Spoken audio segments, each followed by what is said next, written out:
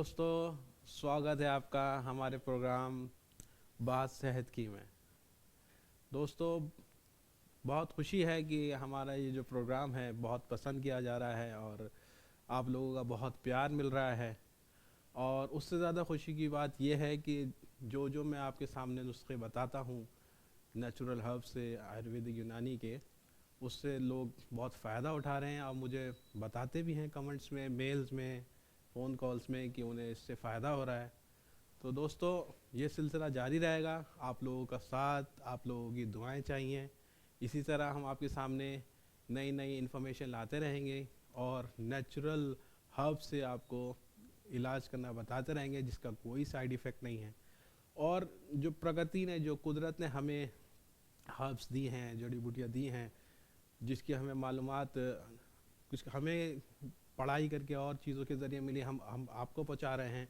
तो जो आप इस चीज़ को मालूमात करके इस्तेमाल करेंगे तो फ़ायदा उठाएंगे, तो बिल्कुल हम प्रकृति जो ईश्वर ने हमें दी है उसका हम फ़ायदा उठाएंगे।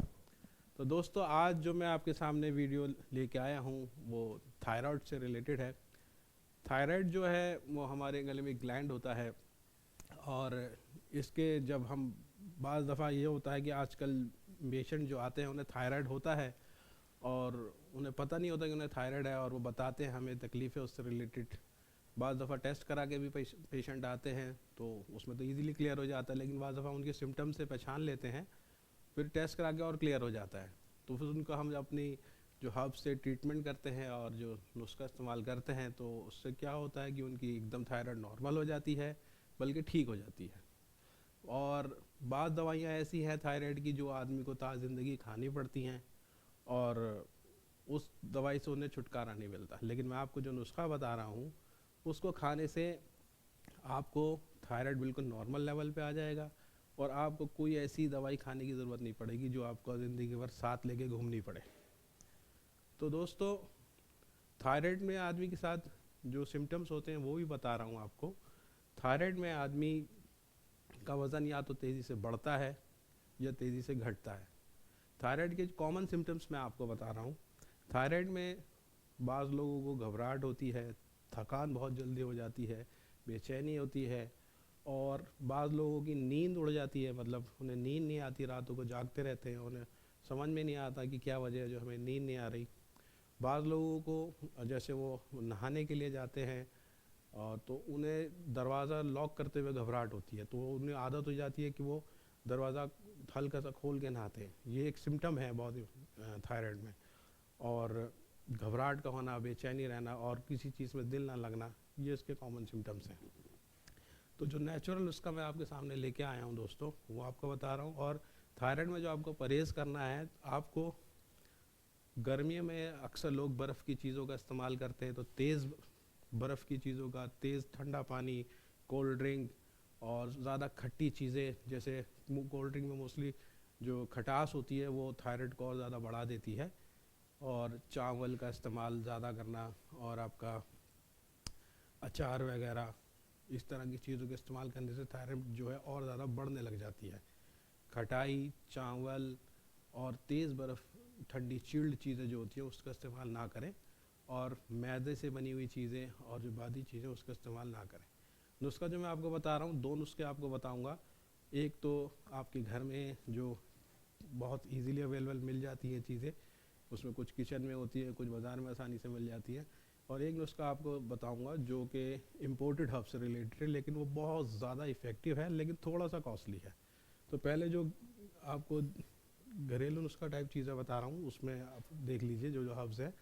सबसे पहले है काली जीरी। काली जीरी लोग खाने में भी इस्तेमाल करते हैं और ये ज़ीरे की तरह होती है, लेकिन वो ज़ीरा होता है, ये ज़ीरी है, ये काली ज़ीरी है।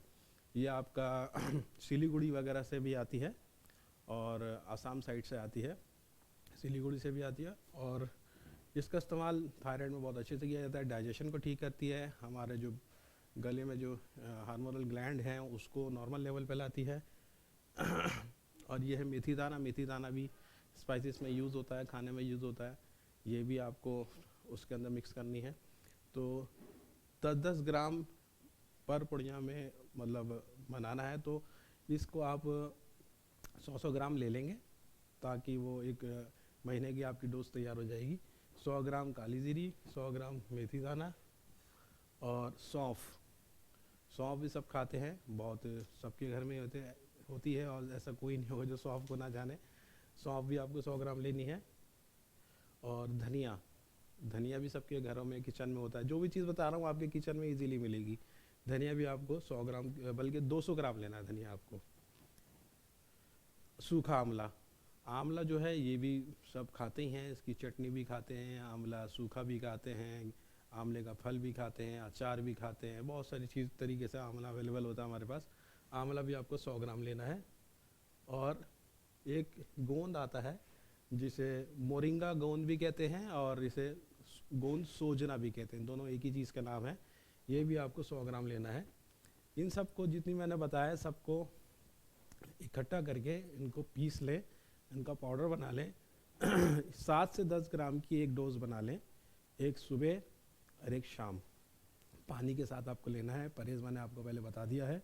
ये लेंगे, आप लेंगे, हफ्ते 10 दिन में आप देखेंगे कि आपका थायराइड नॉर्मल लेवल पे आना शुरू हो जाएगा। और 1 महीने लेने के बाद अपना थायराइड टेस्ट कराएं, आप देखेंगे आपके थायराइड बहुत ज़्यादा नॉर्मल लेवल पे आ गया होगा या बिल्कुल नॉर्मल के करीब होगा। और 1 से 1.5 महीने लेने के बाद ये क्योर भी होने लग जाएगा।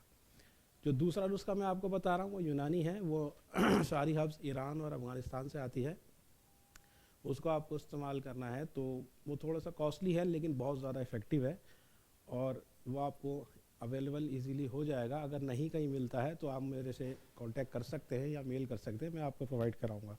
उसमें सबसे पहला है, लिख लीजिए आप, सबसे पहला है उन्नाब 100 ग्राम, दूसरा है मुलेठी 100 ग्राम, तीसरा है गाउजुबान, चौथा है गुले गाउजुबान और 5वां है गुले बनफशा। ये पांचों को आपको बराबर लेवल से लेना है, इनको भी इसी तरीके से पीसना है और सुबह शाम गर्म पानी के साथ आपको ये पुड़िया 10-10 ग्राम की लेनी है। आप देखेंगे या 1 महीने के अंदर आपका थायराइड नॉर्मल लेवल पे आ जाएगा। और जो जो लोग, मेरी दरख्वास्त है इस नुस्खे को इस्तेमाल करें, वो हमें ज़रूर कमेंट में बताएं या मेल करके बताएं, ताकि इसका हम आगे तक लोगों को बताएं कि देखिए हमारे पेशेंट को फ़ायदा हुआ है।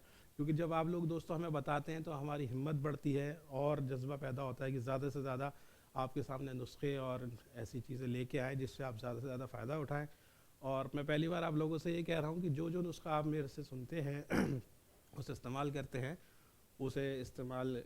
करते हैं, उसको आप शेयर भी करें अपने साथियों को।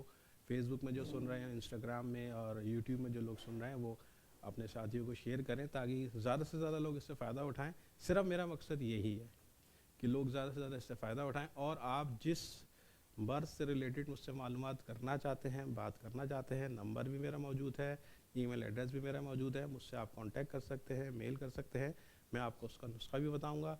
और अगर किसी चीज़ से रिलेटेड आप कोई नुस्खा जानना चाहते हैं, वीडियो चाहते हैं, मुझे वो भी भेजें, उस पर भी आपके पास वीडियो लाने की पूरी कोशिश करूँगा। और आने वाले टाइम में एक आप प्रोग्राम हम बना रहे हैं जिसमें लाइव सेशन भी हम करने का एक प्लानिंग कर रहे हैं आप लोगों के सामने। डेट जब होगी मैं आपको बता दूंगा, उसमें आप लोग ज़्यादा से ज़्यादा आके मुझसे क्वेश्चन कर सकते हैं। मैं लाइव आपको बताऊंगा मर्ज़ की कोई भी किसी को कोई तकलीफ़ है उसको आपको घरेलू नुस्खे से और यूनानी आयुर्वेदिक से रिलेटेड नुस्खा आपको बताऊँगा। तो दोस्तों आज तक के लिए इतना ही, आपके सामने फिर हाजिर होंगे। आदाब।